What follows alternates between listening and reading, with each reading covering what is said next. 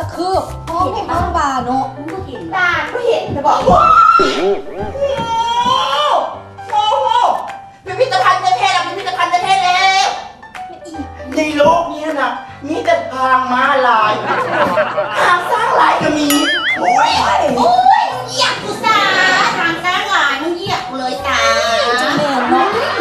ตั้งแต่ป๊าปี้ก่อน ยังกันหนึ่งป่ะ นั่นอย่างควายนี่ทั้งหน้าตาจะดีแต่ควายก็ได้บ่ยากเลย แล้วเป็นก่อนก่อนไหน บ่มันก้อนเด็กบอกเขาล้ามหัวได้บ่ยาก เจ้าอย่าเฝ้าเว้าหลายหาคนมาเอาเจ้าหันก่อน สิยากอีกครั้งนี่รู้แล้ว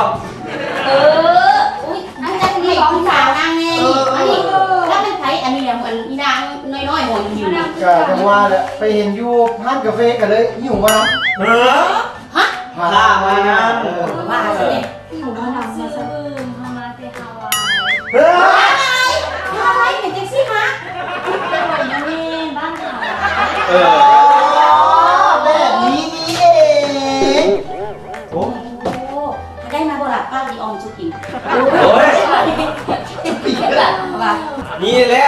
บ้านนี้เขาไปอ่านอันนั้นพึ่งคำปอนสุภาษิตเพิ่นมา ว่า กับเพลงอันหนึงนะเขาห้องฮิปฮอปได้ไม่ลืมเก่า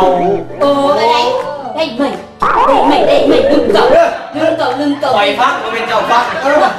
เอ้าแต่ว่าพี่บอกป้าก็คือแบบพี่โรดบริษัทว่าหลานป้าเปิดทุกคืน ได้ไหมหรือลิ้นเก้า เดี๋ยวเขา เออ